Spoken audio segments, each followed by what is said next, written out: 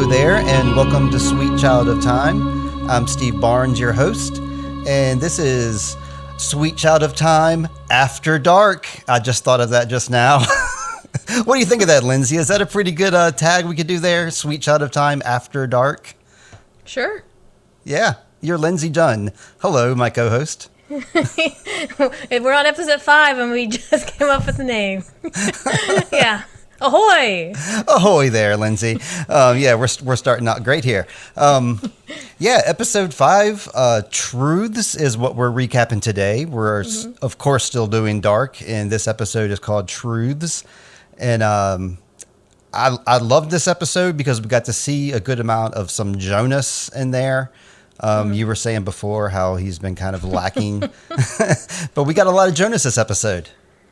Yeah, we got a lot of Jonas. We also got a lot of back and forth between the time periods that's starting now. Oh, I love that. We'll do like 2019 and 1986. We're not staying in one or the other and watching the time periods side by side.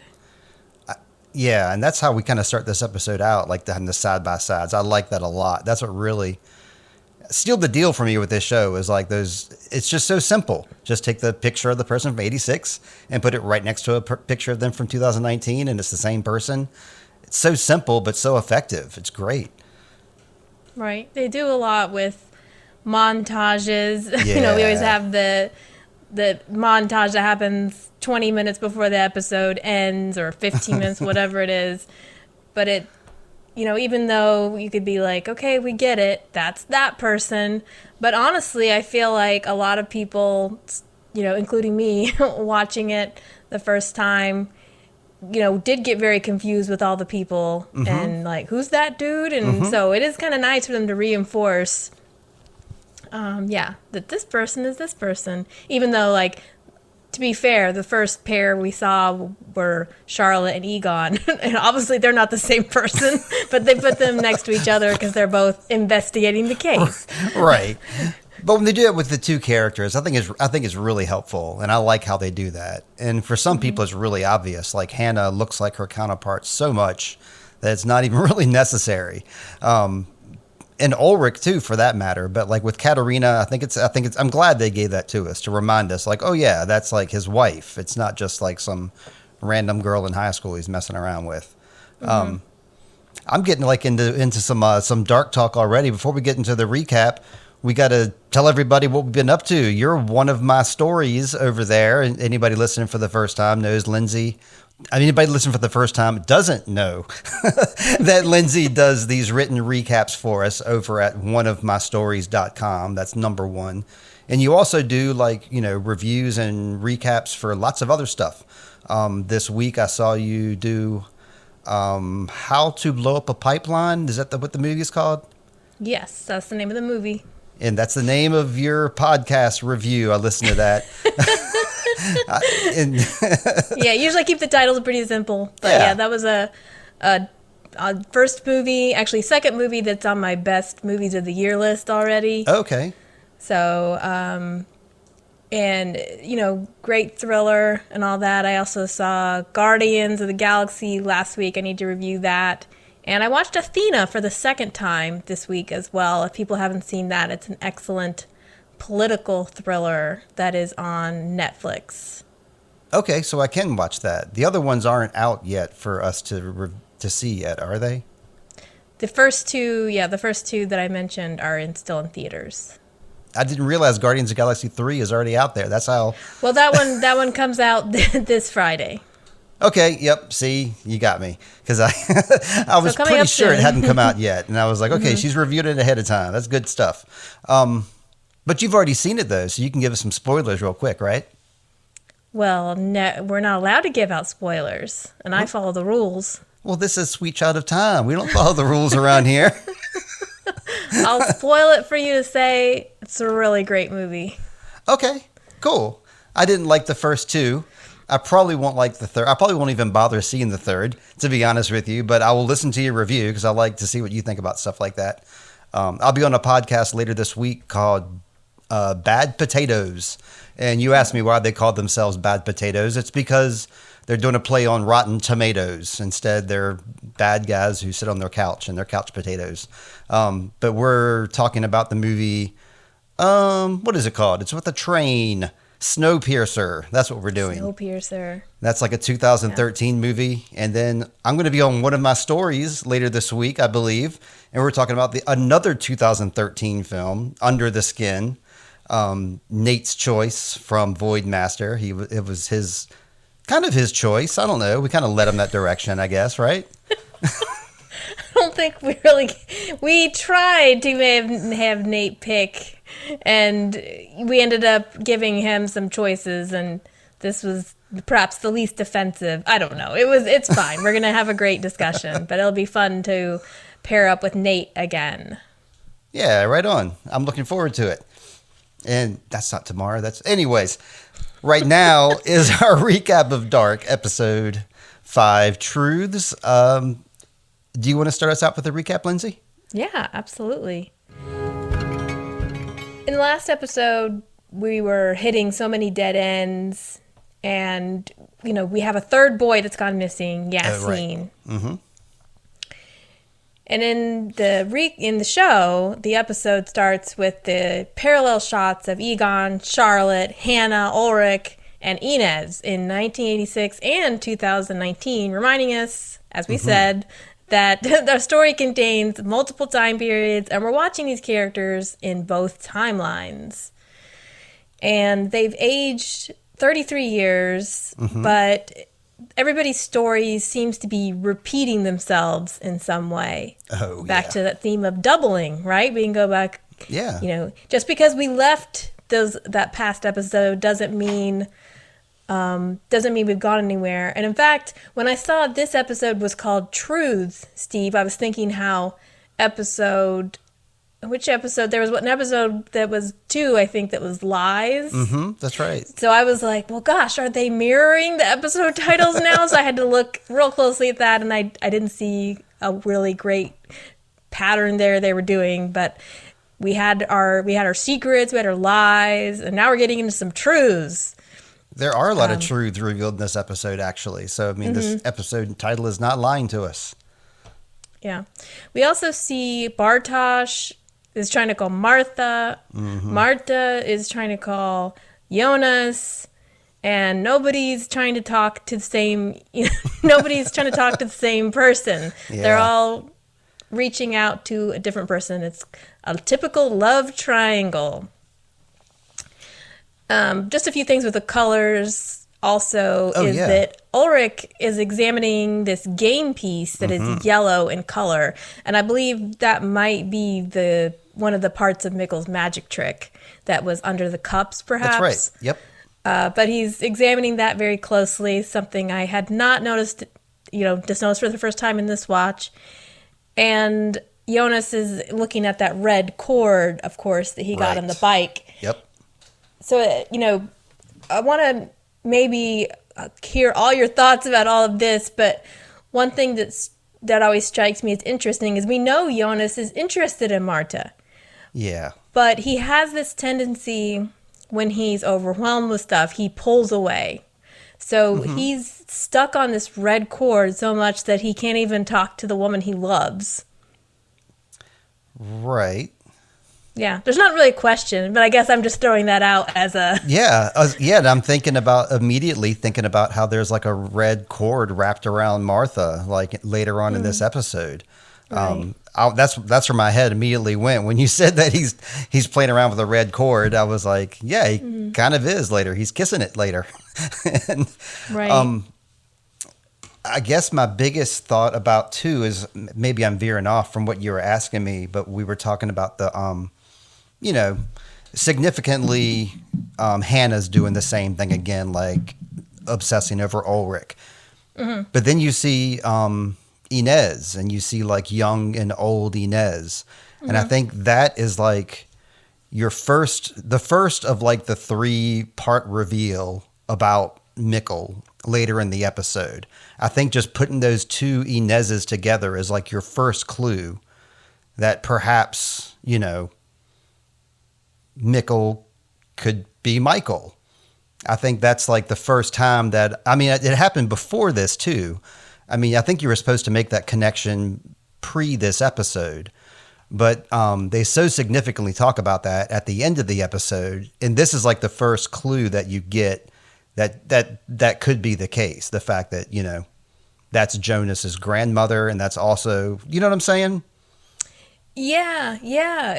You would think, you know, looking at it now, you're like, well, that's a pretty obvious reveal that, of course, this little boy is her son. But I do think it is quite a shock that, because there's ramifications to that, right? That you don't think about until it's made, right? Because you're kind of hoping, as with every time travel thing, you're wanting a resolution. You're wanting hope for poor Mikkel. Sure. You don't want to think that this little kid, or I guess we're probably talking about something a little too soon, but I'm just like, we don't want to think that this little kid gets stuck in this world and that he did one day make his way back. And there's this hope. And I think that's what Jonas has here is he's setting him on this path that he's hoping to fix things. Sure. And fix things for his father. And so it's for some reason it's not obvious. It's not, because we don't want it to be true. It's not obvious that at this point that's the case. But I mean, at the end of the episode, they bang it over your head so like significantly. Yeah.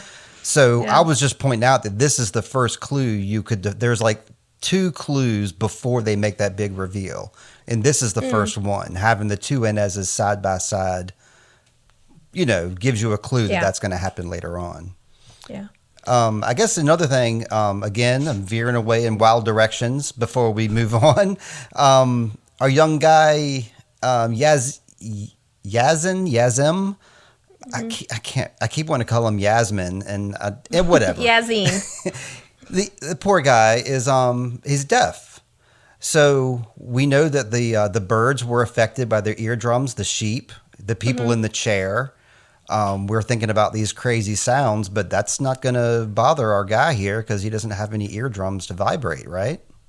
Well, he doesn't. His eardrums can't pick up vibrations and sounds, but does that mean that he doesn't use those hairs to orient himself in the world and know when he's facing up and facing upside down? I bet he does. Okay. I don't know enough about the anatomy of the ear, Steve, to answer that.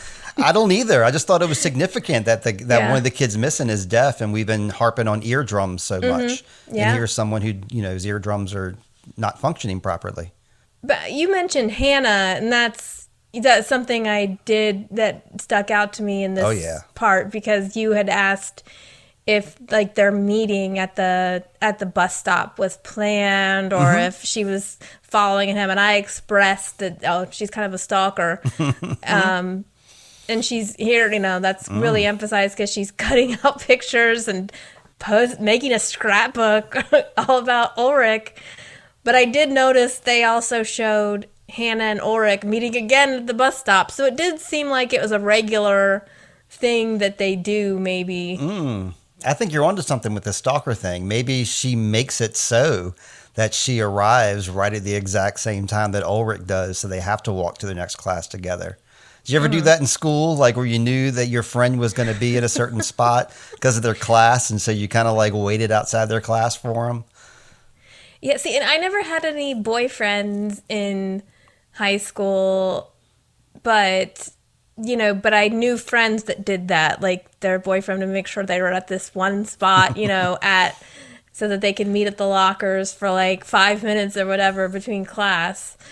But that never happened to me. But yeah, I mean, I used to hang out at certain places that guys I had a crush on might come. Yeah, but it wasn't at school. So you're a little bit of a stalker, but not at school. Just like I can stalk with the best of them, as all librarians can. That's what I wanted to hear. Yeah. Anything else for this opening? No, I think I ruined enough when I brought up the whole Michael thing. I think I'm good for now. Okay. So we're now and Winden in 2019, and Yes. the radio commentator lets us know that the third boy's gone missing and that no clues or progress has been made, just like with Egon. And there's angry crowds standing outside when Ulrich pulls up.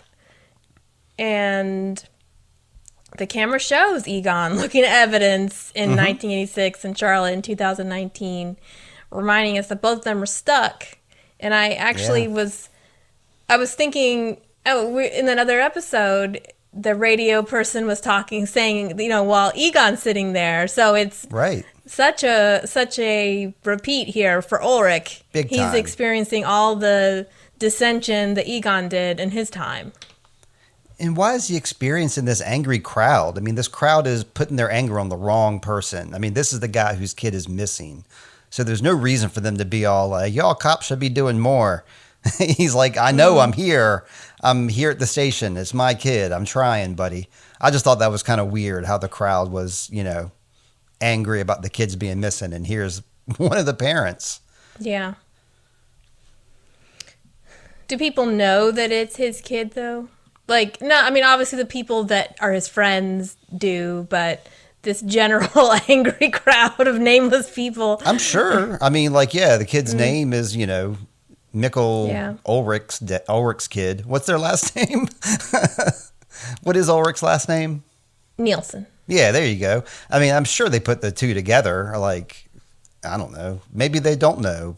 Yeah. I guess like those randos. I mean, if they're pissed off enough about the kids being missing, then they probably know some things about the case. I would think they're not just blindly out there. But I'm harping on something that's inconsequential anyway. Okay, back at the Doppler house, Charlotte is interrogating Elizabeth about Noah, the man she met in the woods, and she tells Elizabeth about Yasin being missing and is asking her to really think about what it was like to meet Noah. And it seems like a pretty good conversation you might have with a witness, but this is her daughter. Right. And she's interrogating her like suspect number X. Elizabeth's kind of, she's very in tears, trying not to break down, but she manages to tell Charlotte that the man was as tall as her dad and he had blue eyes and wore a hat. And when Peter's kind of hovering in the doorway, and I almost expected him to speak up, while she was doing it, but he waits till, as good parents do, you're not supposed to argue in front of the kids. That's right. He waits until she's done to kind of corner her and be like, "Why are you talking to your daughter like that?" I mean, he's right to be upset because she was being, a little cold with her. Especially, she was just missing. This is like her boyfriend. I mean, come on, Mom. I mean, but Charlotte is not Charlotte. I keep doing that. Elizabeth is a pretty wise, well put together 8-year-old. She takes this information pretty maturely, all things considered, and is able to provide some information to her mom instead of just, like a normal 8-year-old might just get really upset. And that's all you can do is just, let your kid, cry it out or freak out. She had the wherewithal to answer questions from her police captain mom. And Peter was right about that. But Peter also, when Charlotte turned around and started interrogating him, which I know is where we're leading to next, which is what she does. She's like, "Where were you? It's your turn for the interrogation." He is really bad. He is very bad at deflecting, doesn't answer her questions directly, gets looks on his face when she asks certain questions. He still seems pretty guilty at this point. Like he can't answer her questions. He's deflecting. Right. Yeah, he seemed to be a little bit at war with himself. I felt like he did want to confess because it wasn't like, with later on when Katerina asked Ulrich, "Are you cheating on me?" He immediately is like, "No, I'm not doing that." Peter, to his credit, has a real long pause before before he negates everything. So I think he's sort of, at this point, Peter, before he was wanting to talk to Charlotte, right? He was calling her. Yeah, that's right. But the way that she's acting in this moment, he doesn't like so much that he's now doubling down and being like, he doesn't feel comfortable perhaps or safe. She's got evidence. Because she's got hard evidence in his face. Here's your car. Here's this. Here's that. And so it seems to me like he's just cornered, and instead of like our boy Ulrich, instead of just coming out and confessing at the right time, you instead just double down and deflect. And say the you're crazy defense. That's always like the perfect defense. Perfect. For a guy who doesn't want to answer any questions, just call the woman crazy. Yep. This guy knows how to handle himself really well, doesn't he, Peter? Peter's lucky that we have Hannah in this episode to be worse than him. Otherwise, he'd be on my worst character list. Still, again, Peter, do something, buddy. He's so I don't know, he's such a boring character, though, that it's hard to give him the worst because he's just kind of like milquetoast. That's what I'm saying. Like, if it wasn't for Hannah, he might be in a contention. But as it is, he's too boring to even be thought about right now. Well, back in 1986, Inez is trying to get Mikkel to talk, and she gives him a gift wrapped in yellow paper. Nice. Yellow. Yellow. Bright yellow. She's still just trying to get him to trust her, and Mikkel is not talking. To her. To her, right. He talks to everybody else in this episode except for her. I think I even saw him talking to, I don't know. Some random person. Yeah, he just stops on you in the street. Hey, my name's Mikkel. What's up? No, but yeah, I thought that was very significant. I'm joking, but it is significant how he's not talking to her, but he is talking to other people around him. Well, I wrote a note about this later, but, the someone he talks to or hinting at is Noah. And what I think is interesting about that is Inez is asking him about who he is, where he's from.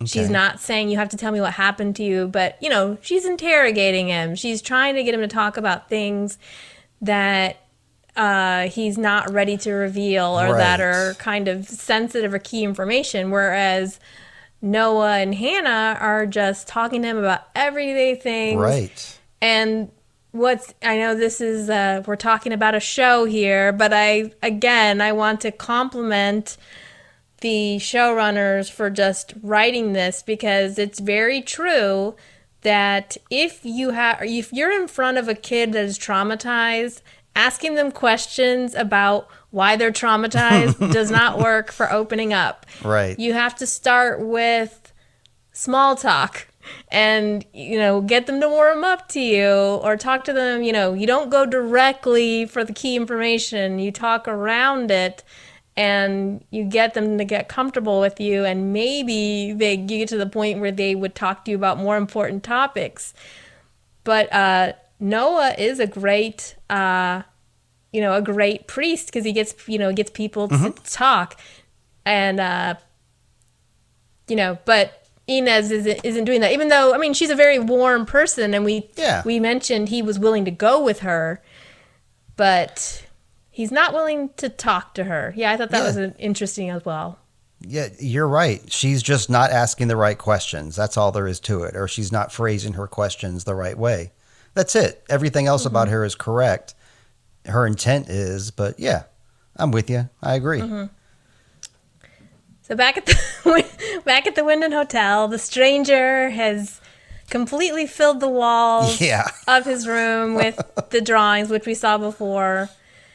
And one of the images is a labyrinth and a lithograph out of the Minotaur, going back to the reference about Ariadne's thread, of course, and the Minotaur's maze. And now I was curious about this other drawing they showed for more than 1 second, but I had no idea what that was. Have you seen that before? The one that looked like a funnel going small and then... Yeah, I've seen it before. I didn't identify it, though. I'm sorry to say. I can't I can't discourse on that, I suppose. Yeah. I was counting on you, Steve. I'm No. sorry. Let's see, a couple things. I was wondering, why not notebooks? Wouldn't that be so much easier to make like notebooks you could flip through? But I guess they want to give us this image, and that's fine. And then my only other note was that with his hood off and like without his hair coiffed or whatever, has his hair down flat, he looks like Radiohead. He looks like, he looks cool. He looks like Tom York. I just wanted to bring that up. Like he doesn't. He's like an English hipster. That's all I got for that scene. I mean, yeah. I'm sorry it's so flip, but yeah, they don't show us much here. Yeah. A little bit later, I went ahead and put these scenes together. A little bit later, he goes to the desk and has another scene with Regina. And that's why I was laughing, because their interactions are always so funny to me, because he's like, are you leaving us already? She's just like, who is this weird guy? And he wants to keep the room, and he gives her a box. That's right. That reads Jonas Conwald. I know that guy. Yeah. He's getting a present later. Yeah. We don't know what's in the box, of course, but it's all very mysterious what he would be giving to Jonas. He already gave him a cord. So what else might he... Well, we don't see him give him the cord, but we're assuming... He gave him some direction on the map, too. Like That's right. Wrote on the map. Just goes into his room and while he's sleeping. Yeah, at least now he's not sneaking in his room and leaving this stuff. He's like doing it the legal way. Yeah, I mean, I guess why didn't he just leave the box in the room when he came? I guess it wasn't the right time. Yeah, it wasn't the right time. He had to wait till the right date. Yep. Mm-hmm. Oh, yeah, that's exactly right. He knows what he's doing here. He's clocking everything in. Mm-hmm. Man, this must be a lot to keep track of. For our friend. Well, yeah, so far we got a little bit. I think as time goes on, he's got a lot more to keep track of. I think these first few steps are probably the easiest, and as time goes on, it might get a little more complicated. Mm-hmm. Yeah. But it would be, I mean, we remember in episode 1, we had Inez like counting down the minutes till she opened that letter. Yeah. Right? Yeah. But imagine the stranger, how long has he been hanging out waiting to deliver this box, for instance? Like if you have it, like let's say theoretically that 5 years from now you need to deliver this box to this person. Like how hard would it be to like not just give them the box right now? I don't know. It's like it'd be impossible. Yeah, it'd be really hard. But I guess if like fate depends on it, then I guess I would steel myself as much as I could. Right. It'd be tough, though. I don't know. It'd be pretty tough. Back at his house, Bartosz is still trying to call Marta. You gotta hand it to this guy. He doesn't give up easily. No, he does not. Yep. Well, I mean, he's rich. These rich guys are used to getting what they want. He looks at the cell phone that was from the bag of dope and sees the message that there's only one attempt remaining. So he did do a second one that we didn't see. That's right. And then the phone begins ringing from an unknown caller. Bartosz answers the phone, and a voice says, "Bartosz, this is Noah." It's Noah again. And that's very surprising to all of us. Like, it was so fun. Like, the phone rang. That's exactly what you wanted to happen at that moment, and it happened. I was so happy about that. I'm curious about what this connection is. Like I've told you before, I told you what I remember about this show, but this is a thread that I do not remember at all. So I'm looking forward to seeing what happens with Bartosz, the drugs, the phone, and our new guy, Noah, who's been talking to Elizabeth and now Bartosz. Yeah. Well, Hannah is having her own game of being ignored on the phone because Ulrich is ignoring her calls, and she decides to show up at his house, casserole in tow. Now, Steve, this would have been something she should have done earlier, right? Show up to help her friends out, deliver a casserole. We discussed this in episode 1. It's taken Hannah a while to get here. Desperation. I don't think she's showing up here like altruistically. She's trying to mess around with her boy. I think she's back to her stalker genes again, just like when she was a kid. Yeah, it would be. I wonder what sort of. Wish they would have showed us what casserole she made, just because we haven't seen Hannah cook anything yet. I mean, we haven't seen anybody cook anything, but all she That's seems true. to do is drink wine and smoke cigarettes. So, You're right. and if you've ever, I don't know, been around a smoker, like their food sometimes smell like smoke. I don't know. She smokes in the house too, openly, so Yeah. the house probably stinks. So Hannah's posing as the good friend and neighbor. Katerina doesn't really seem too excited to let her in, but she says, "Do you want to come in?" Because Hannah's just standing there in the rain. And so Hannah comes in and she's asking how the kids are, and oh, by the way, where's my good buddy Ulrich? And he's in the shower, comes down and finds Hannah, and seems not too pleased to see her. Right. He's going to go back to work, and Hannah asks for a ride home, and Ulrich has no choice. If he refuses, he looks like a total a-hole. But I did notice, Steve, that as Hannah leaves, Katerina gives her a hug and gives a big old sniff into the shoulder and the neck. There was nothing mistakable about this sniff. Nope. And then she locked eyes with Ulrich right after she did that. So she knows, automatically she knows. And Hannah cannot read the room at all. She has no self-awareness whatsoever of what is appropriate and what's not, it seems to me. And his wife is like, yeah, of course. Yeah, give her a ride because it's raining. This is exactly what she wanted. It's exactly why she showed up. She showed up with a wet casserole in the rain on her bike. So you were talking about it being stinky. It's probably all wet too. So yeah, this was all planned, and it was an insincere gesture, really. Just I saw it as such, because it was pretty clear that what she was trying to do and that she should not have come in there. Katerina is not ready for company whatsoever. It's clear. Yeah. So I just wanted to yell at Hannah some. I'm sorry. Yeah, Marta's the one that answered the door. So before Katerina, Marta answered the door, and yeah, I was kind of wondering if Marta was sort of wanting to ask Hannah, how's Jonas doing, but of course she didn't do that. I didn't make that connection. Trying to call. Yeah, she's been trying to call him. So it was such an awkward one of these scenes you're watching play out. So awkward in so many ways. Here's Hannah showing up, wanting to be let in. She's asking her questions, but it's not even coming from a place of true concern. Yeah. Yeah. And yeah, we don't see the car ride at this point, right? This is the end of this scene. We do not. Okay, so I won't say anything else about that. Just that, yeah, the smell. I was pretty sure you noticed this sniff. The sniff in the high school hallway. She did the exact same thing, except there was you didn't really have much of the association at the time. But now Katerina's really on the ball now. Yeah. Oh, I'm sorry. I heard you go. Were you going to the next scene, or we still have more stuff? Well, I'm waiting for you to say you want to take a break. Hey. Is that what you were wanting to do? Wait no more. That's exactly what I was going to do. Okay. Take a break. So we'll be right back.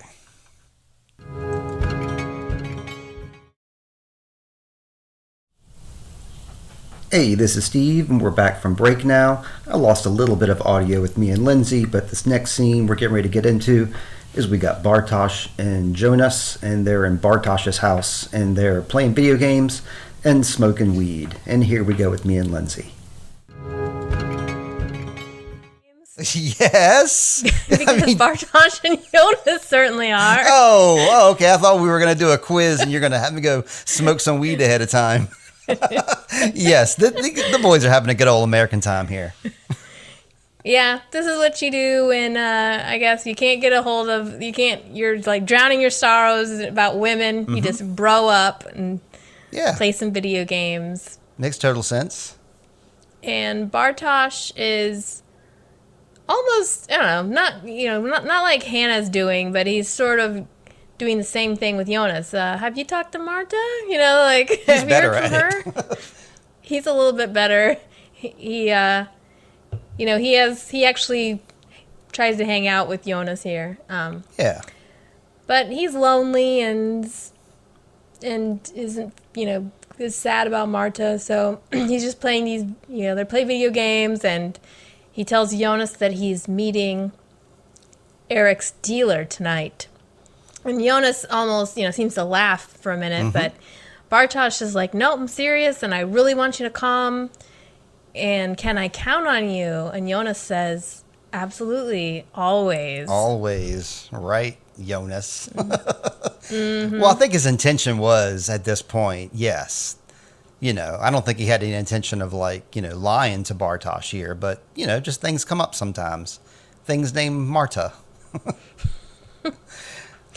We got a confirmation that Jonas is in therapy and that Jonas was in an institution of some sort while he was allegedly in France.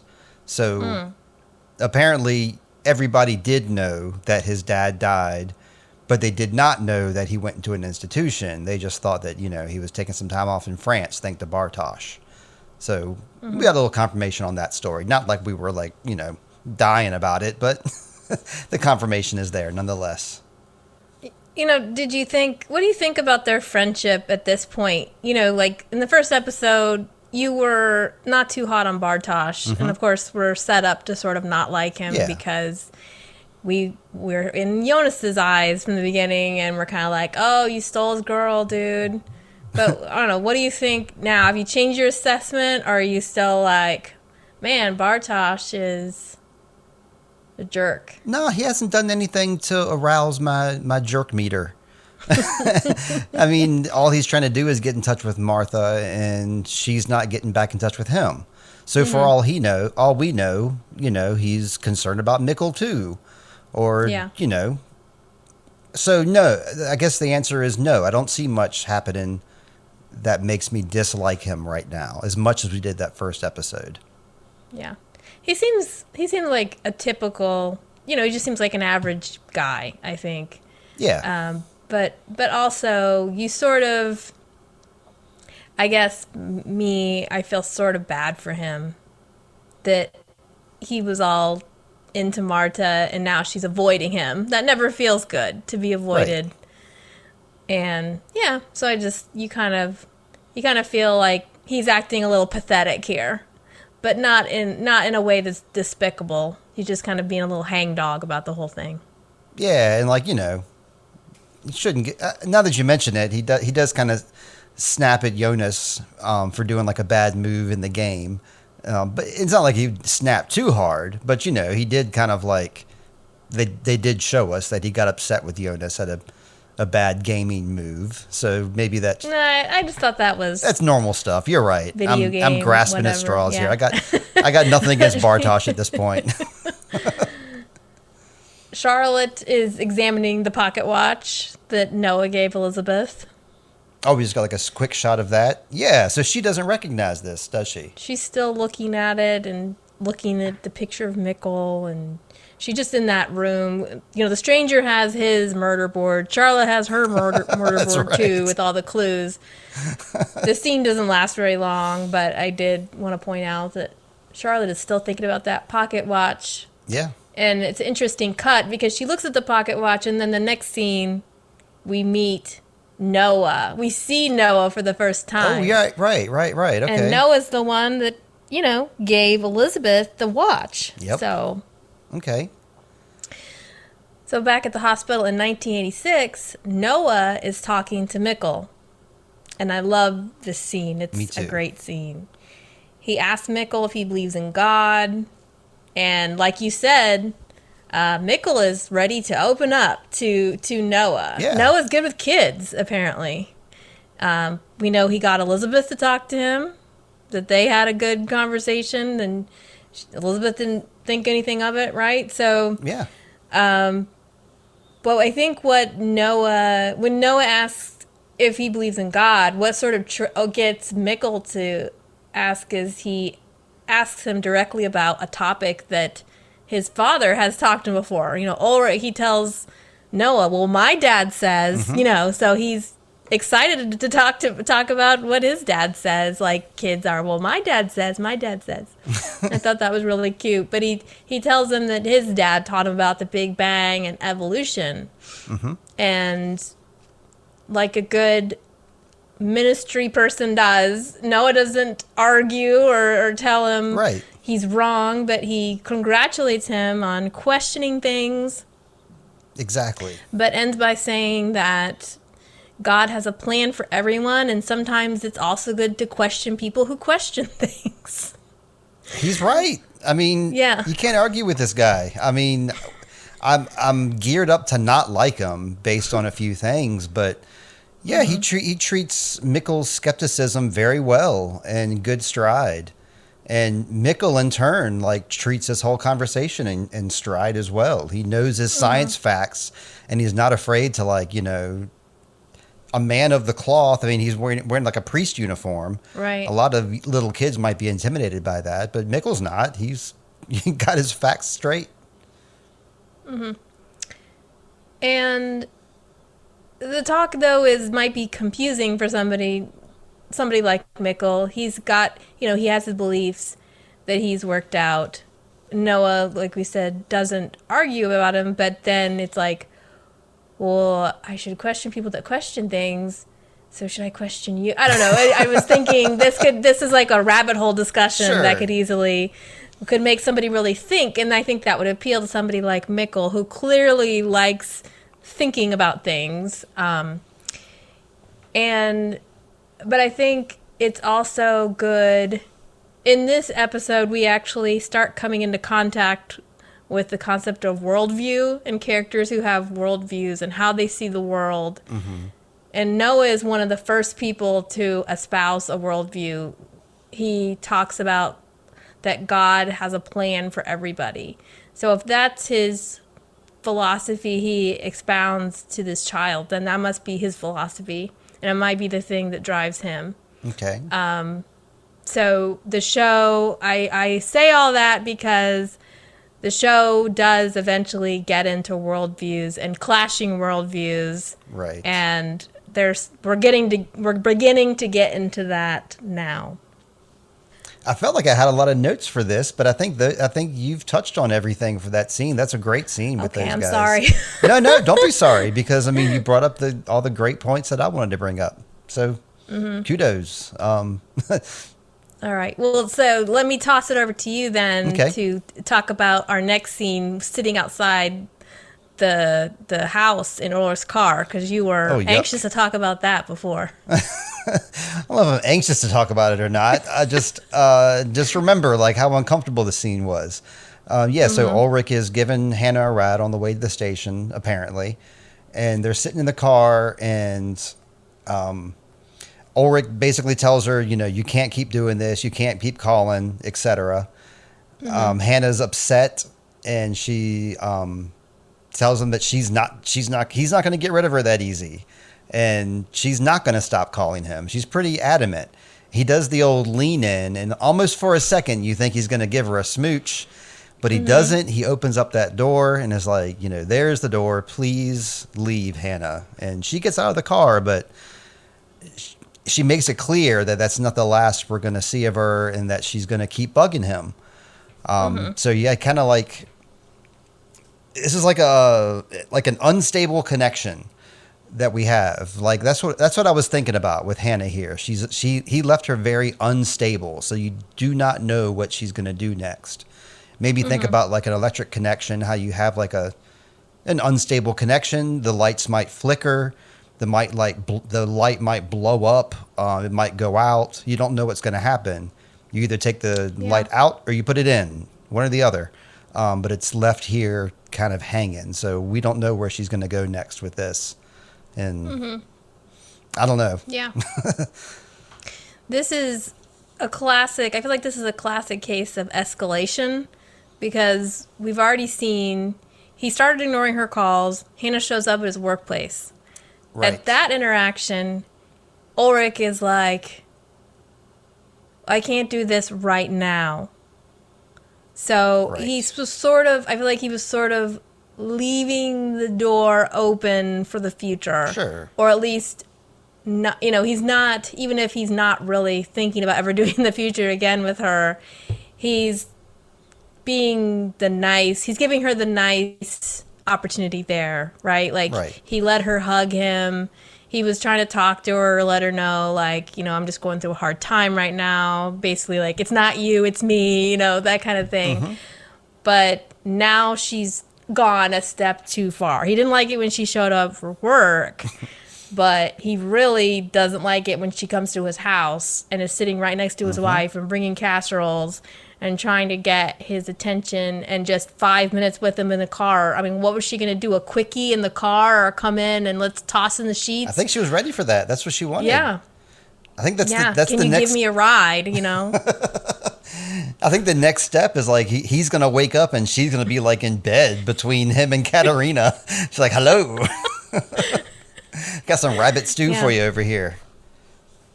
Yeah, so this leads us right in to a flashback. Oh, that's right. Where Hannah, and beautiful set of flashbacks actually, where we go from one character's flashback to another character and then back to the flashback. So Ulrich and Hannah are walking down the hall of the high school together, and he's talking about the Breakfast Club. Love it. And the quote, "When you grow up, your heart dies." And Ulrich is just gushing about this movie and how great it is, and how the characters, you think they became friends, but no, they really just stayed in their own pigeonholes, and it was false, and the real story is bleak. Nobody actually improved and got better. They were stuck in a life, and that sounds like how Ulrich feels about his life. Yeah, that's what he took from that movie, I guess. No future. Yeah. And Hannah's thinking, hey, let's go watch the movie together, you and me again, Ulrich is just too tuned out, though. As soon as he sees Katerina, he's ready to just leave Hannah behind, and she tries to do the Nielsen hitting thing, but I guess her hits aren't as effective as Magnus's are. Nope. But yeah, he goes up to Katerina, and they hold hands, and they're gonna go have a smoke together, and Hannah is just left behind. At this point, they cut back to 2019, and there's Hannah again, and she looks pissed. Standing in the rain, alone again. Mm-hmm. Not only was that young actress who plays Hannah in 86 like well cast because she looks like Hannah, she's also well cast because of her age. Like, she's obviously younger than Ulrich and Katerina. I mean, you can look at her and tell that, she's probably 3-4 years younger. She's shorter. It seems to me like she's less mature, right? Well, I wondered if it was that she was... It's hard to tell how old they were there. It could, sometimes there are certain girls that develop faster than other girls. Sure, and okay. It could be either one. It could be that she's a few years younger. That's what I kind of assumed. But then again, is she just the type that looks younger? Because, at one point she looks down her shirt to see if she has any breasts. Yep. So it could be she's just a slow developer. But poor thing, though. I mean, he's already going out with Katerina at this point. So, of course, I mean, no matter who he's walking with, he's going to see Katerina and go, oh, hey, this is my girlfriend. I'm going to talk to her. Hannah does not realize this. She's focused on her worldview. So, everything is from her perspective. So from her perspective, Ulrich's my boy. I'm talking to him. We meet up sometimes. We chat. I think he likes me, etc. She probably does, tell herself that he likes her at this point. She must. Or I have a chance. Yeah. I have a chance. Yeah, that's right. Yeah, he'll see that Katerina's not right for him, whatever. So, yeah, at this point, your heart kind of goes out to her a little bit. At this point. Yeah. Just the same way your heart goes out to, like, say, Bartosz. Sure. Feeling sad that Marge is avoiding his calls, Yeah. You don't love the guy, but at the same time, the situation they're in, it's like, poor dude. So then back in 1986, we have Ulrich and Katerina sitting on a bench outside school. They're discussing if they will have sex or not. And Katerina tells Ulrich he has to get condoms because she does not want AIDS and she does not want kids. Right. And she repeats this several times. And Ulrich promises no kids. Yeah, I think they make that point just to, for the irony, but also they're trying to make it clear here as well that this is like a consensual setup, that this is something that Katerina absolutely wants and they're discussing it ahead of time. So that kind of, if anything happens later, anybody accuses anything crazy, we know that Katerina is completely on board and consensual here. Yeah. This conversation definitely confuses me just a little bit because it seems like they're boyfriend and girlfriend, they're holding hands in the hall and all that kind of stuff. Yeah. But like this conversation seemed, I don't know, like do you remember when last week we talked about Franziska and Magnus and you just said that they were kids messing around and you meant it in a different context, but you were just like, these are just kids being frisky and yes. It's not necessarily like, oh, we're in love. Katerina isn't like, I'm so in love with you, I want to be with you. She's just kind of like, might as well be you. It's going to be somebody. Right. It's a very strange conversation. I know sometimes I think sometimes girls are like this, and that seems to drive guys wild. But, Katerina's just like, it's almost like two friends having sex rather than two people that are in love. What did you think about that? I thought so too. It seems like a business transaction. Like, this is something we're going to do. So at first I assumed that, that Katerina was just like a super planner. Like she has like these goals in mind and that she has to like check these things off her list as she gets older. And so I just figured like this is one of her things. Like I'm gonna lose my virginity. This is what's gonna happen. But then like when I watched it the second or third time, that's when I was thinking this scene's pretty much just here just to show us that they're having a consensual relationship, just in case you missed anything. Yeah, that's kind of what I think. That this is just a plot server. I'm sorry to be so boring and mundane, but I do think that their cigarettes, they were a little too loose with those. Like when they were hugging and kissing, like his cigarette could have easily caught her hair on fire. I know she's wearing hairspray. It's 1986. I didn't like that. Yeah. Oh, and there was a name of a band on his backpack or her backpack. Oh, I didn't see that. And yeah, I meant to write it down because I was going to ask you if that was a real band, but I forget what it is now. Well, we're gonna go back and look. Yeah. Yeah. Anything else about this scene? Nope. Do not. Mm-hmm. So back at the hospital, a worker from Child Protective Services arrives and tells Inez they're going to come back Monday and take Mikkel to a children's home.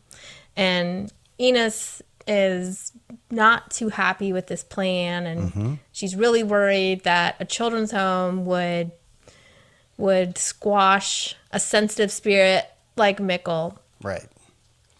So this is our big, strong second hint. Like this is step 2 of our 3-part reveal about Mikkel. Is like they're letting us know that Inez is kind of getting the I'm going to take care of this kid vibe. And it's coming pretty strong here. Yeah. Back in 2019, Ulrich and Charlotte have a conversation in the police this station. Is the scene, I think, of the show. I think. Oh, wow. Okay. You think this is the scene of the episode? I put a star next to it just because of what Charlotte says here. Yes. Okay. Yeah. It's I thought this scene, I'm not sure I agree it's the most important scene, but it is a really interesting scene for many reasons. Number one, this isn't a conversation. This is like Ulrich's confessional. He's not, he's not really asking for help. He kind of wants someone to talk to. Right. It's also interesting that he talks very openly with Charlotte about the fact that he's having an affair. They're partners. I guess partners talk, but it's, these are things he's not telling his wife, but it's just obvious that he and Charlotte have a good, honest working relationship. And although we don't ever really see her confess to Ulrich. I guess she kind of does hear a little bit about her grandfather, but a little bit, but yeah, I kind of almost got the vibe that Charlotte already knew about the affair. Mm-hmm. I mean, she probably did. Yeah. But still, it's, he's not honest with most people. Yeah, and she is one Charlotte. of the few. That's right. She gets the honor. Mm-hmm. Yeah. He's very ashamed that he's kind of taking after the person that he hated the most. And you alluded to this in a previous episode, Steve, that he perhaps became a police officer as an antithesis to Egon, like an FU to Egon. And he basically says exactly that here. He made the decision to become a policeman after his brother went missing and swore he would do everything different. And now he feels just the same as that person he despised. And he's cheating on his wife and a failure. And Charlotte mentions, he talks about it being 33 years ago. The number 33 comes up again. And so Charlotte then begins to speak about the 33-year cycle and that the calendars are off and that every 33 years, they're in alignment and things happen the same. Yeah, so you love this scene. So tell me how you feel about it. Well, I think in the first or second episode when I made that prediction, like I bet this is why Ulrich became a police officer. I think I subconsciously remembered this scene because when Charlotte starts talking about the 33-year cycle, that really keened my interest a lot. So I think I might have tucked this information away, and that's how I made that connection so strongly in that episode. Everything she says here is true, and the alignment is correct because every 33 years, our solar calendar, which is 365 days, syncs up with the lunar calendar, which is 354 days long.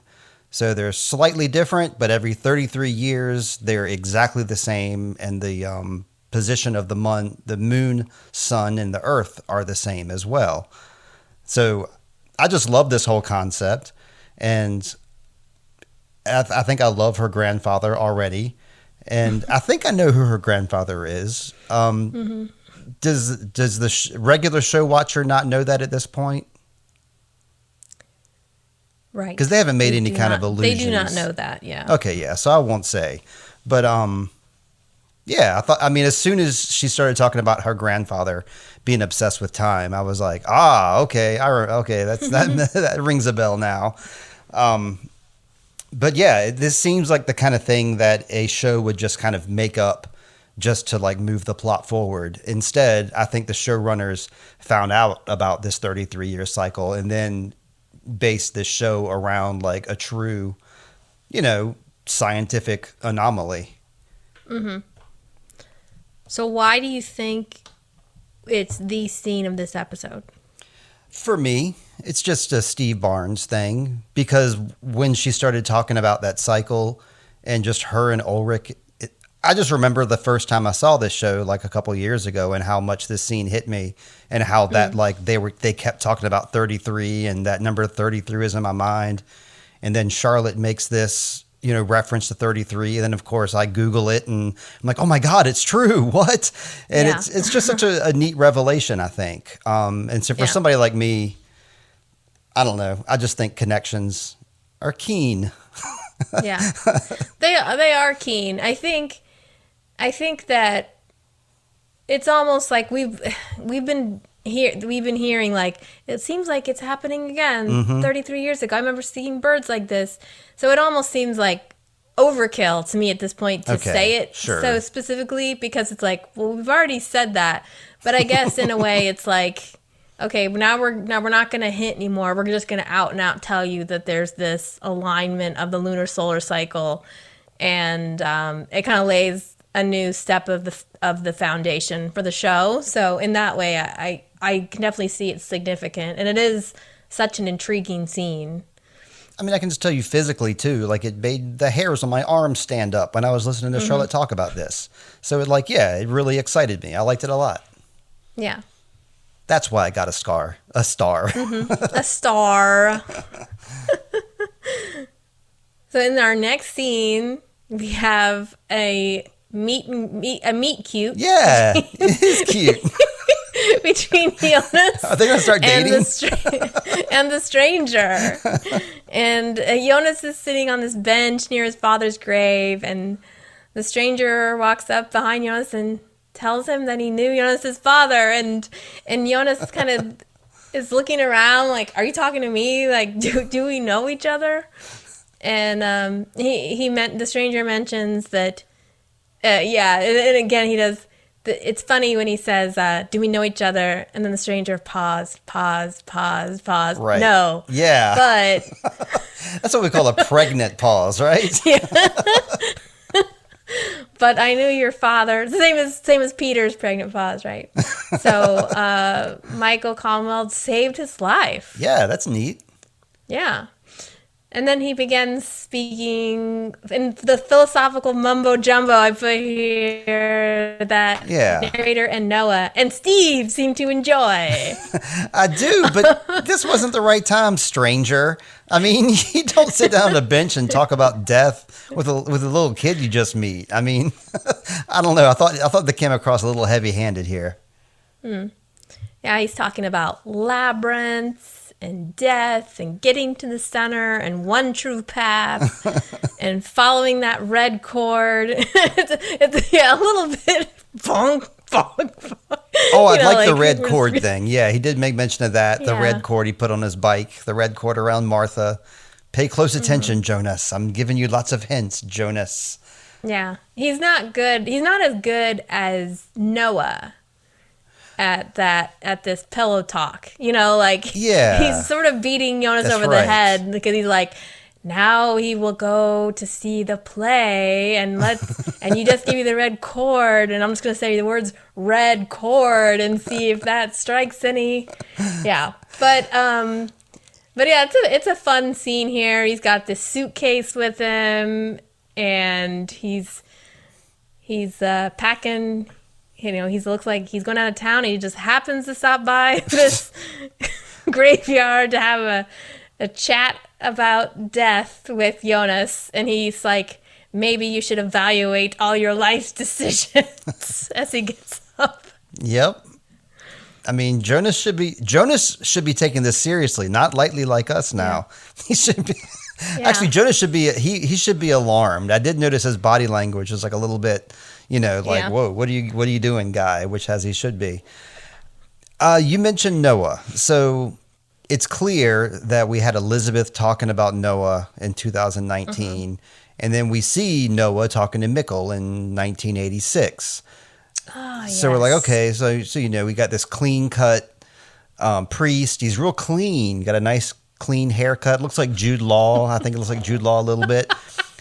And then you got the other guy, Radiohead, Ike, and he's really dirty all the time and is disheveled and comes out of the cave, and I think there's just a big visual difference you're supposed to pick up on.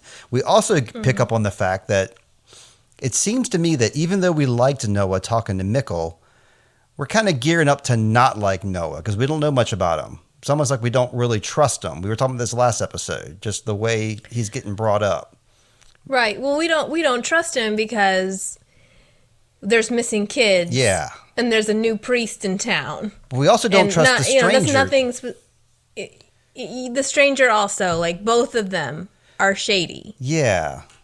But it just seems to me that it seems like Noah is the one that leans more towards bad, and the stranger leans more towards I haven't seen him do anything that makes me suspicious of him yet. He's just a weird talker.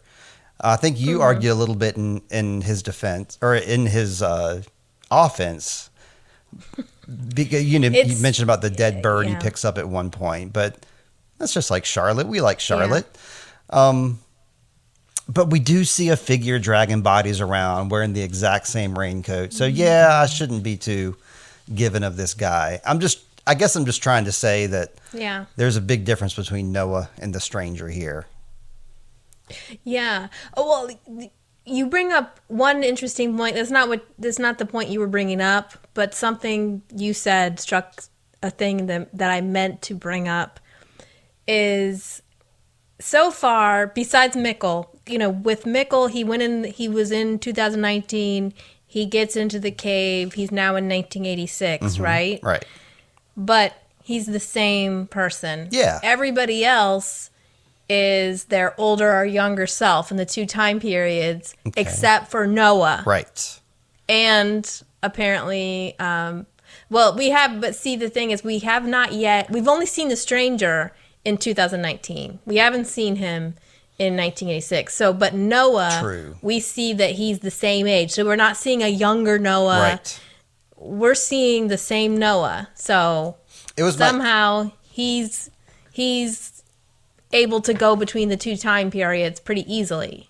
And I'm just assuming that the stranger's doing time jumping too, because he keeps going in and out of the cave. It just seems apparent to me. And he knows the cave. He's got that map. But it took my third viewing to actually notice what you just said. Of course, I have all my notes. I've been paying attention to everything. I'm like, Noah did this, Noah did that. But it wasn't until the third time I watched it, which was yesterday, that I was like, wait a second. He would look exactly the same when he was talking to Bartosz as he did when he was talking to Mikkel. So that's an excellent point that I was going to make at one point, and you just made it for me. Yeah, that's that. I mean, and that's another reason I feel like we don't trust him. Yeah. All right. So back in 1986, a dry cleaning van pulls up to the hospital, and Hannah is in the van with her father. So apparently he's a he's a dry cleaner. I was going to say he's a laundryman. He's a dry cleaner for corporate people, like for schools, for hospitals. And he's going to be 30 minutes, and she's waiting in the car. I related to this scene here, Steve. I always did a lot of waiting in the car when my parents and I did errands with my parents. I did a lot of waiting in the car while I'm waiting for my daughter. So yes, I can relate too. Yeah. She sees Mikkel sitting on the bench outside, opening his gift that Inez gave him earlier. Mm-hmm. And it's a book called Ich fürchte mich nicht. I'm probably saying that horrible, but it means I am not afraid. And it's by Henny M. Lonau. Which has got to be an anagram. Oh, good point. Good point. Yeah, I don't know. Because this is a fictional book. You're correct about that, too. It's a fictional book. Yeah, I couldn't find any, and this author or this book.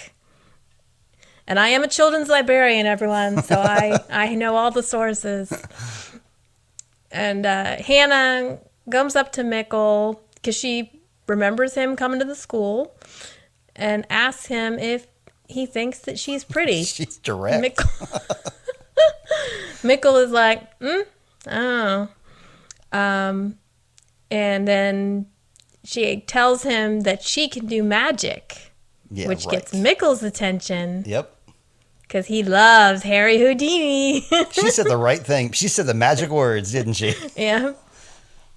He does a magic trick with a bottle cap where he switches it from one hand to another, and he says that magic is just illusion. You have to do it skillfully in secret.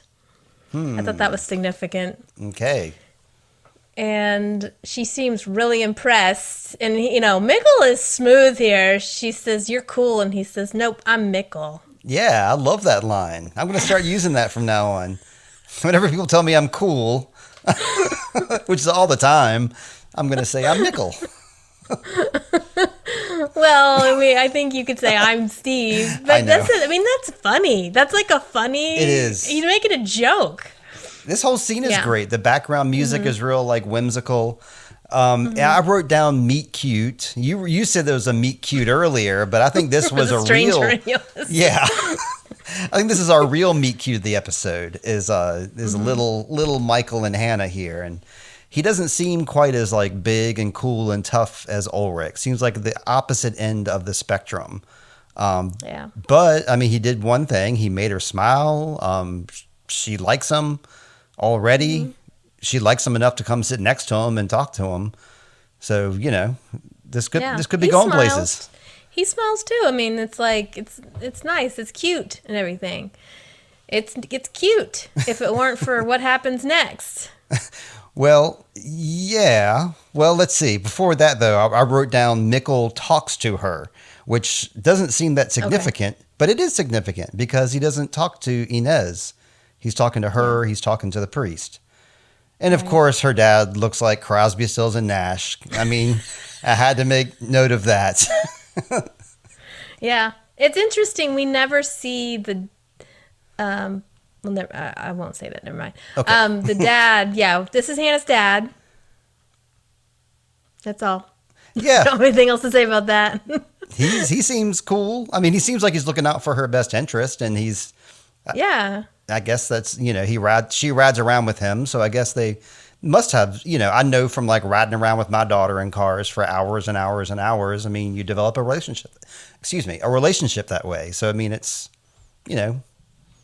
I would think that He seems like an attentive father. He's asked her, if she's okay. He's not like a Bern Doppler. He's not just like, you stay in the car while I go to this. He's like, is everything okay with you? And checks in with her. And to his fault, though, he believes everything that she says. He takes her seriously, and he listens to her. Which, I mean, this is a good thing. These are good things that parents do. He takes her seriously, and she tells him some serious stuff, and he takes it to the limit. But we'll get to that in just a moment. Okay, so in 1986, Ulrich and Katerina are inside the school. It looked like if there was gym equipment, like a ping pong table. A ping pong table and some balls hanging on the on the wall, and they are gonna have sex, and because Hannah is there with her dad, she's at the school, not in the same room as them, but she walks over to a window and sees them doing this and, spies on them, basically. Yep. And then in 2019, Marta is at the high school practicing the school play. And this is all intercut scenes. It goes back and forth between them. And Jonas observes the rehearsal. Marta sees him watching in the audience. Bartosz calls to remind Jonas that it's time to meet the dealer. And Jonas ignores Bartosz's call. His always, I'll be there for you, bro, doesn't hold any water at all. Not when Martha's around. Yeah. Marta's delivering this monologue about her mother and the stories that she would share about the old world. And the monologue speaks of a mother that would sometimes act cruelly when remembering the past and the character's father. And they talk about the red thread. So this is like Ariadne's thread somehow in this play. Right. And we're watching Ulrich and Katerina take a step that will move them closer to having kids, losing Mikkel, and leading the way to what Marta is feeling right at that moment. And so this isn't just a dress rehearsal, and it's not just a monologue. It's connected, of course, to the events in the show in some way, and that may not be as overt, as clear as we might like it to be. But it is just a powerful scene of visually, and we see that these stories are so connected between what's happening between, like, there's the sex, there's the couple's kids, it's a loaded scene, and I want to know what you think about this part, Steve. Yeah, I guess I'm going to disappoint you here. I mean, I had to watch this scene multiple times to try to decipher meaning out of the words that she was saying here. And really the biggest takeaway I got was the thread, the red thread. That was my biggest takeaway. And it was so blaringly obvious too because of what she was wearing. Yeah. There's a lot of things happening in this scene, and I very much liked it, but I very much didn't take as much from the dialogue, the monologue, as I feel like I should have. Like when I read your recap, available at oneofmystories.com, when I was reading your recap, it really helped me because I was like, am I missing something here? And you helped me find that. So I'm just basically thankful for your thoughts there. Yeah. Well, this is one of those scenes that as more goes on in the show, if you come back to it, you will find greater meaning in it for your third watch through, Steve. Okay, yeah. Yeah. But some of the lines she talks about, like nothing, something about like forgiven but not forgotten. And she says when she would speak of my father, she would pull my braids tightly. So it's clear that there's like a relationship between the mother and the father of abuse or dishonesty. And so I think even if you don't know the greater themes of the show and what's going to happen, we're looking at Ulrich and Katerina, who are building this, they're building their relationship here that is leading to dishonesty and eventual destruction of their family. And that's kind of what this play is about also, is that there's this family that gets torn apart in the end, and there's this red thread leading it all through, and Ulrich and Katerina are part of the thread and part of the cycle, the 33-year cycle. Obviously they are part of it, yeah. They beget Mikkel here, and yes. Yeah. And they did at a different scene, not this one, but the previous one, which I didn't say, but when she says no kids, and she tells him twice, I don't want any kids, they cut to Mikkel in the hospital, and that's when he sits down with the priest, and it's heartbreaking because you're like, your kid, you didn't want him, and now he's gone, so it's like. I don't think that's the case, because I was thinking about that. They were having intercourse there. They were having protected intercourse. They probably didn't have any kids. They don't have any kids that are 33. Their kids are much younger than 33. So they've made a conscious decision to have the kids that they have. I don't think it was an accident, and especially Mikkel. I mean, he's the last born, so. I mean, I don't know. But she does say no kids ever. Right, she does. And I mean, yeah, sure, she could have changed her mind, but I'm just saying, here's Katerina the bully, She is, yeah. who pushes him around, and she's like, I don't want any kids ever. Well, now he's gone, so you got your wish. Yeah. I don't know, it's kind of heartbreaking. Yeah, is it? It is. Yeah. After the play practice ends, Marta is in the dressing room, and there's a knock at the door. It's Jonas! Yay! And he wants to tell her that during the time he was gone, he wasn't in France. He was actually in a nut house. Yes. And that he was too ashamed to tell her the truth. And he's kind of stuttering and trying to decide what he wants to say here, but he does want to know if what happened between them last summer was real. And she nods yes, and then they kiss. Yeah, classic backstage scene here. And classic backstage scene. And he says here, like, he actually is talking here, like, if my father hadn't, if his father hadn't killed himself, then things would be different with him and Marta, which is actually true. Which this is where you can, begin your head spinning a little bit. Like, maybe that was based on what we know going forward, we're not sure how much of a coincidence that is. Well, while this is all going on, Bartosz waits alone for his meeting, and Noah pulls up in a town car and tells Bartosz to get in. The two drive off, and here again, we're wondering what is going to happen to Bartosz. Is he the next victim in the scheme?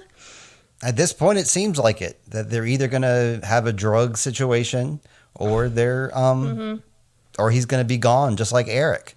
Because Bartosz is not too old to be kidnapped. He's the same age as Eric. So, he's fair game. So, I was, you're a little nervous about the guy. And then you're like, wait a second, this Noah guy, that's, like I told you, it took me 3 viewings for it to slap me in the face. Like, he hasn't aged a bit since he was talking to Mikkel back in 1986. Still has that handsome Jude Law look about him. Mm-hmm. Yeah. Speaking of Eric and, the missing boys, one thing I think is interesting is Yassine and Mads, I think, are, about the same, they're the same age, whereas Eric is a little bit older. Yes. So I thought that might be interesting. Oh, yeah, that is interesting. Yeah, you got this range of kids here. Yasin's 8, Mikkel's 11, Eric is maybe 15, something like that. And we know that, what happened with Mikkel is he's not in the torture room, obviously, but yeah, you're right. That age difference is pretty significant. Yeah. And Elizabeth, at some point they show that drawing that Elizabeth described Noah to the sketch artist. Yeah. And boy, she got every detail down to a penny, didn't she? Looks pretty good, doesn't it? Looks fantastic. Looks just like the guy. Back at the Nielsen house, Ulrich finds Katerina lying in Mikkel's bed. Yeah, he gets in and embraces her from behind. She asks, "Are you cheating on me?" And he says, "I would never do that."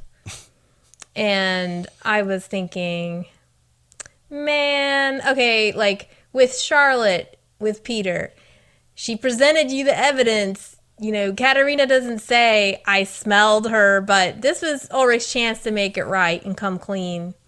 And, at that, when not that it's great to be able to admit to your wife that, yes, you've been unfaithful, but this is a hard time for the family, and maybe this would have been the right time for him to admit, especially when the last scene, he's saying how ashamed he is that he's doing this, and he feels terrible. So why can't he just talk to her? And then he wants to get Hannah off his back. What better way to get Hannah off your back than to admit the whole thing to your wife? So then you have an ally that can, help veer you away from Hannah. It seems like all the opportunity was just handed to the guy right here. And this was the time to take it. I mean, it's obvious that she knows. And I think he knows that she knows and all that stuff. And yeah, he absolutely should have admitted it here. And because of everything they're going through with Mikkel being gone, it's not like that'd be the best time to admit to an affair. But at the same time, it kind of softens the blow. It's like having an affair is not as big of a deal as your kid being missing, in the grand scale of things. I mean, maybe to some people it might be worse, but I think really a missing child trumps an affair. And I think this is the right time to admit it, Ulrich. Yeah, it is, Ulrich. You failed us. At the Conwald house, Hannah is deep in thought and wiping off makeup and other stuff like that. She flashes back to 1986, and another piece of our puzzle snaps into place, Steve. Yep. On the way back from the dry cleaning deliveries, Hannah decides to make up a story and tell her dad that Ulrich sexually assaulted Katerina. She doesn't say those words, but she's like, "What do you do if you see something that somebody doesn't want to do and they did it anyway without, just the dad is just, he listens to his daughter and drives her to the station. Good dad again.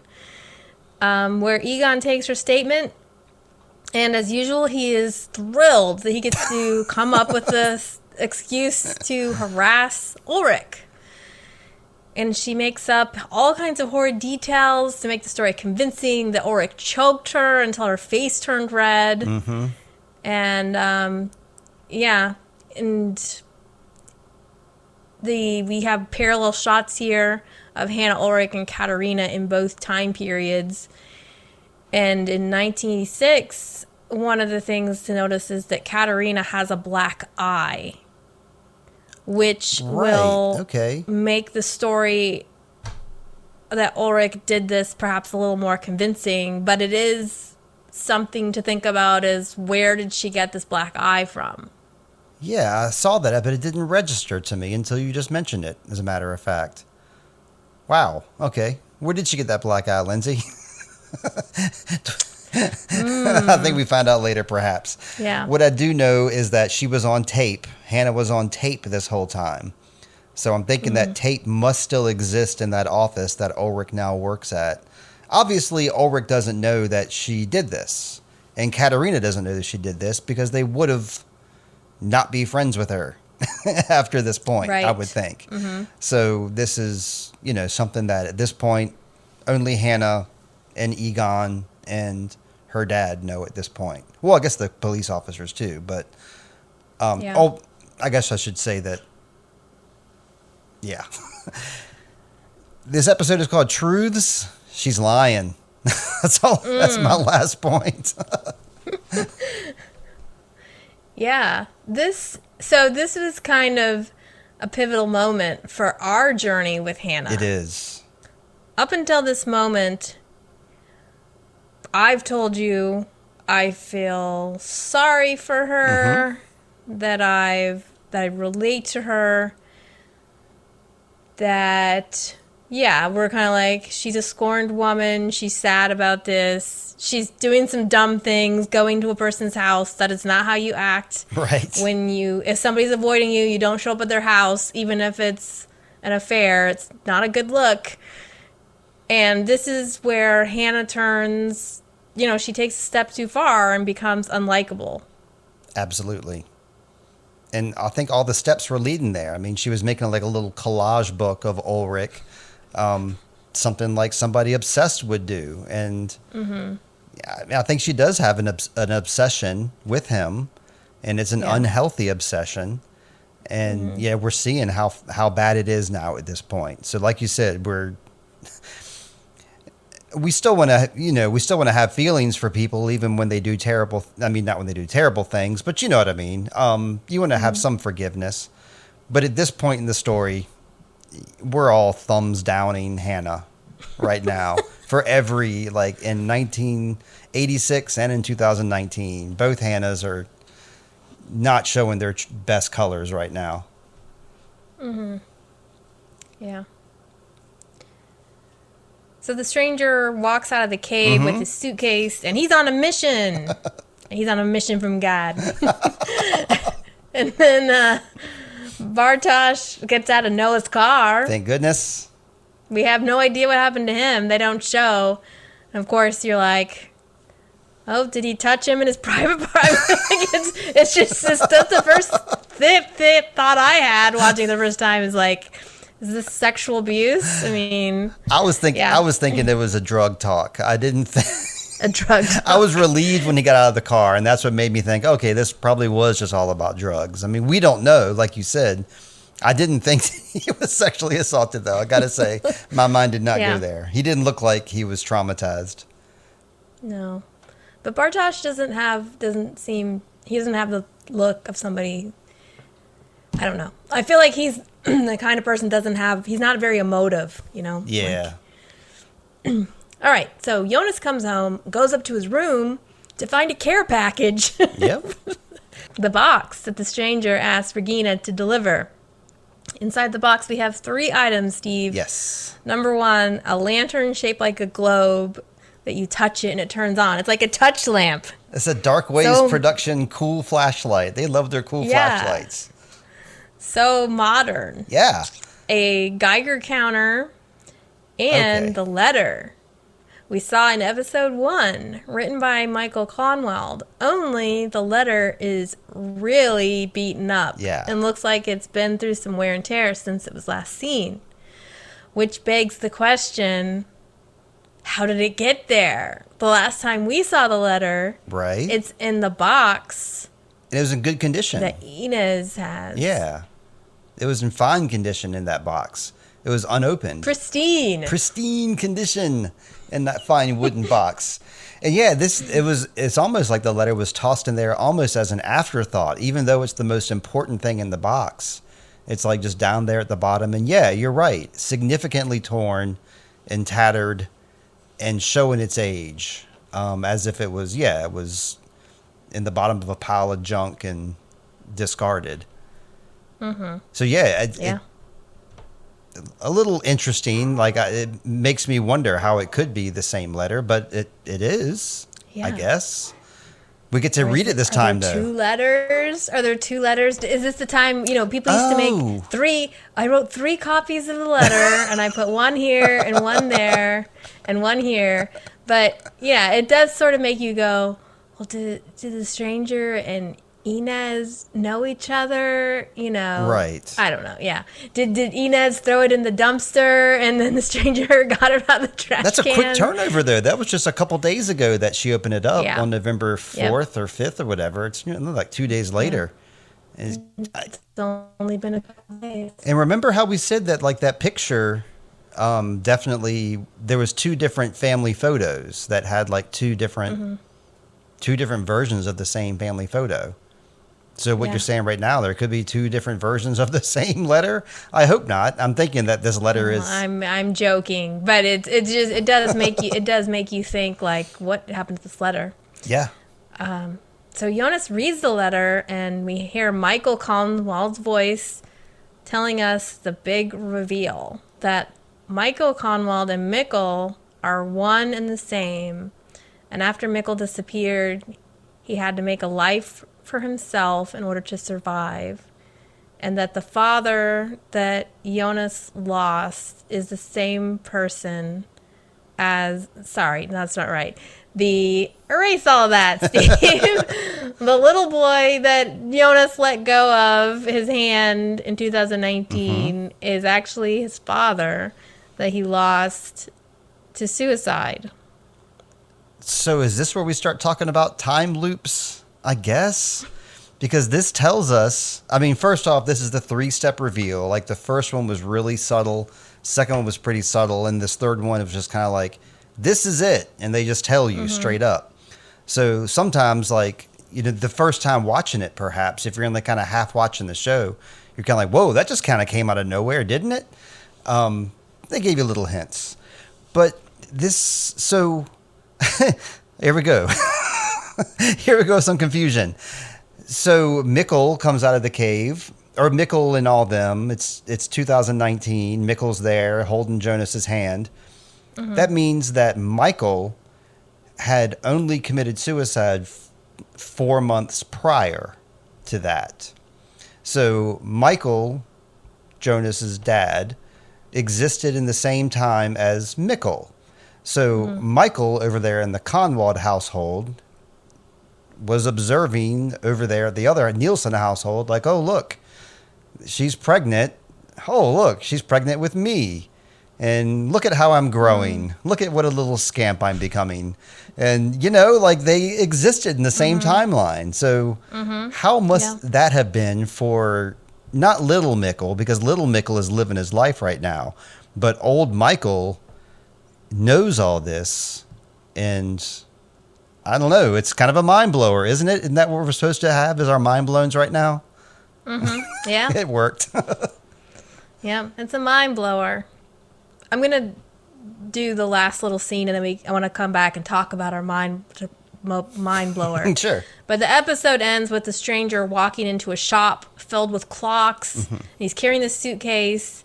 And the man inside the shop is none other than H.G. Tannhaus, the author of A Journey Through Time. And that's what he wants to talk about. He wants to talk about time. Yeah. And the interlude music is Me and the Devil by Soap and Skin. Yeah, they're also known as the people who took a hand in the theme song to the TV show Dark. The theme show... Soap and Skin are? Yeah, it's kind of like a collab Apparat is actually Ben Frost's band. I don't know if you knew that or not. You probably did know that. And yeah, Soap and Skin is the band that I think does the vocals for the theme song, Goodbye. So so the song Goodbye is credited to Apparat and Soap and Skin. Oh, okay. All right. Good to know. Good to know. And Introvoid. Arrangement by. So back to the big reveal. Yeah. There's a lot to, I don't know, contemplate. We had what we've been, we're kind of rooting for Jonas, right? To like, Absolutely. Hey, grab your girl. Here's Marta. They kiss. And now Jonas realizes that Michael and Mikkel are the same. So that means Marta is kind of related to him. Yeah.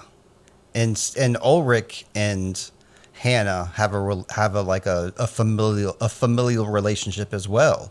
Like that's by any stretch of the imagination his daughter-in-law. Hannah is Ulrich's daughter-in-law because if Mikkel is Ulrich's. Right. Yeah. I mean, and if like Katerina knows, for instance, that Ulrich is sleeping with Hannah, perhaps Michael knew that. Michael knew that Hannah is sleeping with Ulrich, who's his father. And it's all very like convoluted Hamlet, and crazy. Isn't it? Yeah, it is. It really is.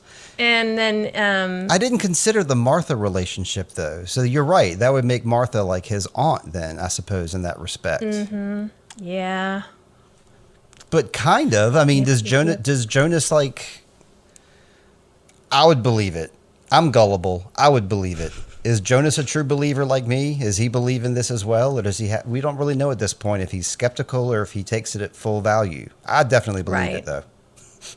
He's reading this letter, but it's that old cognitive dissonance, right? Sure. Something presents to you, you don't necessarily want to believe it, or you're not getting the full effect. It'd be a lot. I mean, it's a lot to take in. Yeah. I'm guessing he probably not taking in the full ramifications of every single aspect at this point.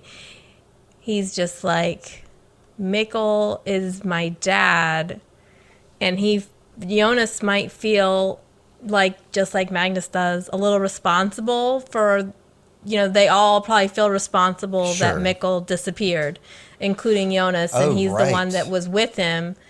So now he's like, I let down Mikkel. He was feeling bad about that, and now he's realizing that was my dad. And also the coolness that, remember when Mikkel disappears, is when he sees the vision of his dad in the woods. That's right. Is the same at the same time when Mikkel, it's like one and the same. When Mikkel disappears, my dad appears, who's just killed himself in this vision. So I guess we know now that that's almost like a prophetic vision that Jonas had. Like his dad wasn't actually there in the woods at that moment, but Jonas had that vision. And I guess time did kind of at that moment. Because that's something I wondered too. Maybe you can answer. Like he was holding Mikkel's hand, and then Mikkel just kind of disappears. Well, the lights flickering, and it's dark, and he loses Mikkel's hand, and then when the lights come back on, Mikkel's gone. Sure. So I guess we're to take it that, because he comes out of the cave in the next episode. So I guess we're just to take it that, like, in the confusion, like, Mikkel just ran back to the cave, I suppose. We do find out later how it all happened. Okay. But yeah. I won't get ahead of myself then. Mikkel somehow got from that spot to somewhere else. Yeah, and I feel like, okay, they're answering some questions for us pretty easily here. Like they're basically handing us some of these answers, which tells me that there's other buried questions that we might be missing. And I guess we're going to be finding all that out because we still don't have a really cohesive tie-in with Charlotte, Peter, Elizabeth, and Francisca yet. They're all still a mystery at this point. They're kind of giving us some big clues about the mysteries of the Conwalds right now, but we still don't know anything about those folks over there in the Charlotte household, whatever their last name is. The Dopplers. Okay. Yeah. Yeah. But it's just setting up this cord, this a knot. Ariande's thread. Right. They do mention something about a knot too at one point. She says something about a knot in her speech, I remember. And that made me think about the knot in the show. I think that Jonas probably is making these same realizations as quickly as we are. If he takes into account that Mikkel is his dad, then he has to put two and two together and tie his family in with Mikkel's family and see how they're related.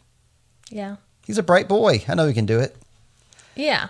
Well, I mean, sure, he is. It's a lot, but I'm just saying it's a lot to take in. It is. He should be freaking out. And I'm sure he is. I know he wants to go back to those caves, though. That's something that he's really into. And now I think he has more direction to his caves. Now he has a Geiger counter, and now he has a cool lantern. So I think that's where everything is pushing him, is to the caves. He's got lights. He's got the Geiger counter. He's got a map with a new red thread marked off so he knows which way to go, with a giant arrow that the stranger put there for him. Yep. But yeah, I like how this episode ends, in that little time shop. I've always, maybe because I saw something when I was a kid about a guy who sits in a clock shop all day and is a wizened old figure. And I think that's kind of almost a trope sometimes. But I don't know. It's great. And I love the fact the stranger goes in there, wants to talk time with this smart scientist dude. Yeah. I'm looking forward to more, Lindsay. I'm so glad we're doing this. Yeah. He's like, now that I've set Jonas up to discover the letter, now I'm going to go take a vacation and hang out with this old dude in a clock shop. That's right. It's like he's down on Cape Cod or something. But I got to assume this clock shop is in Winden, right? Well, I don't know. I can't assume that because, the dude, stranger dude said he's going to be gone for a couple of days. And then we see him go into the cave, but then he goes into the clock shop. So there's no indication that's in Winden. I just made that connection just because everything else is happening in Winden. Mm-hmm. Yeah. I think it's okay to assume that. I'm going to keep on assuming it. It's the Winden clock shop. Winden clock shop, yep. But yeah, Lindsay, I think I don't have any other thoughts for this show right now. Do you? I don't. This is a great episode. It has a big reveal. So I think it's time to get into our character awards. Oh, yes, definitely. Am I going first or do you want to go first? I'm going to give you that choice. You can go first this time. Okay.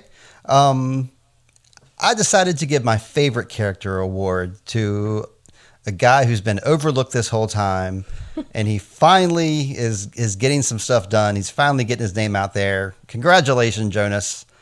You're my favorite character this episode because I want to see how you're dealing with this, and I want to see you into those caves. You gave Martha a smooch. I'm happy for him.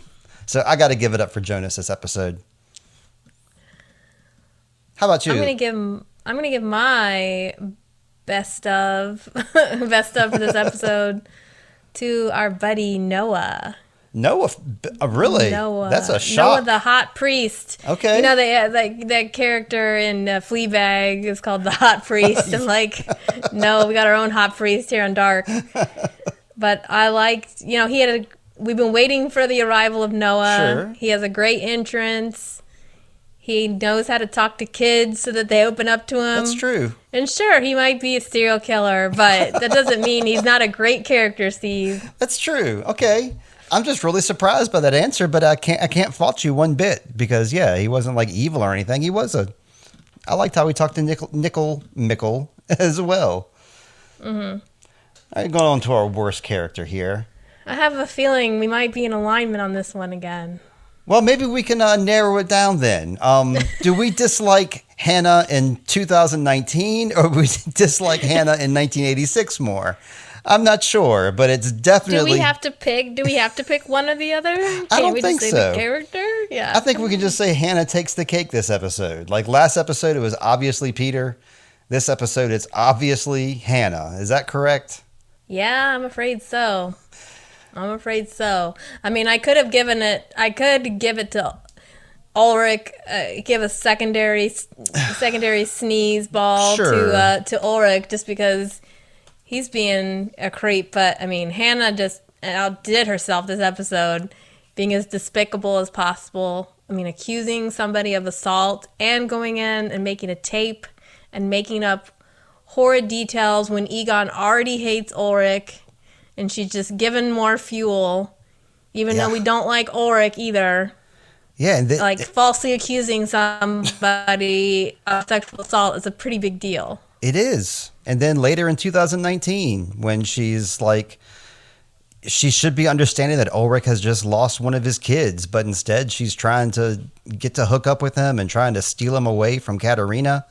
And that's just as bad. I mean, maybe not as bad, but her intentions are the same. She's trying to get what she wants and doesn't care who she hurts along the way to get what she wants. Mm-hmm. Very single-minded. I tell you. And yeah, I thought it was kind of interesting how I liked Jonas the most and liked Hannah the least.